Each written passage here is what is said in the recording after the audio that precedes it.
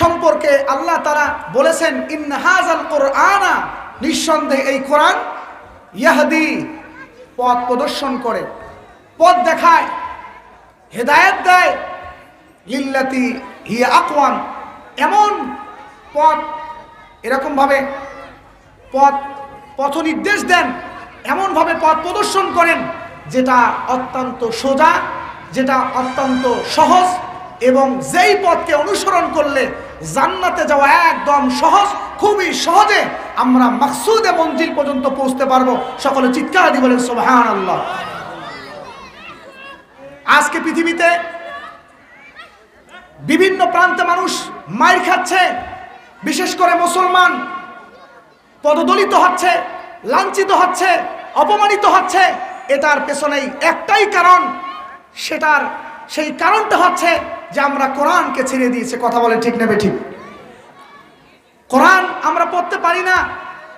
কেউ পড়তে পারলে কোরআনের মধ্যে আল্লাহ তাআলা কি মেসেজ দিয়েছেন, আল্লাহ তাআলা আমাদের উদ্দেশ্যে কি বার্তা দিয়েছেন, আল্লাহ তাআলা আমাদেরকে কি দিক নির্দেশনা দিয়েছেন, এটা সম্পর্কে আমরা বুঝি না।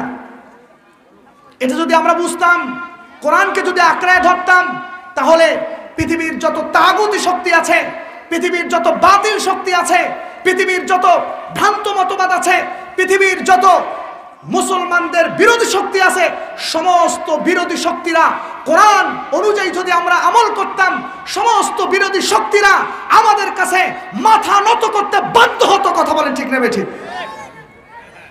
আজকে ফিলিস্তিন এর মুসলমান মার খাচ্ছে, আরাকানের মুসলমান মার খাচ্ছে, পৃথিবীর প্রান্তে প্রান্তে দিক দিগন্তে যখন আমরা পত্রিকার পাতাগুলো আমাদের চোখের সামনে আসে, সব জায়গায় মুসলমান মার খাচ্ছে, সব জায়গায় মুসলমান পদদলিত হচ্ছে, এই সংবাদ আমরা পাই।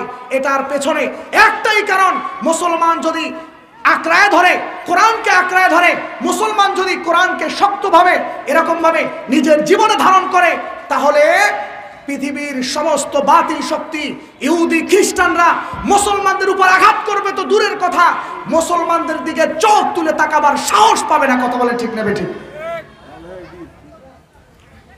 আল্লাহ পাক রব্বুল আমিন কোরআন কারীমের এই আয়াতের মধ্যেই আমাদেরকে সেই কথাই বলেছেন, সেই দিক নির্দেশনাই দিয়েছেন, ইন্না হাযাল কুরআন ইয়াহদি লিল্লাতি হিয়া আকওয়াম। কোরআন, এই কোরআন তোমাদেরকে এমন দিক নির্দেশনা দেয়, তোমাদেরকে এমন পথের এরকমভাবে পথিক বানাতে চায় যেটা একদম সোজা, যেটা একদম সহজ সরল। এই পথকে যদি তোমরা অনুসরণ করো, মাকসুদে মঞ্জিল